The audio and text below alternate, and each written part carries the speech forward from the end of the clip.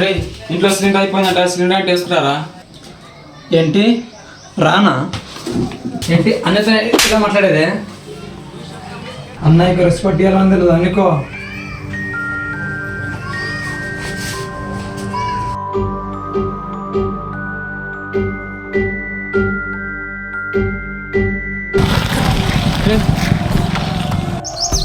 రే బయటకు వెళ్దాం, వస్తావా? ఎక్కడికి రా? ఎక్కడికో, మూసుకొని రారా. సర్లేరా పదంపా.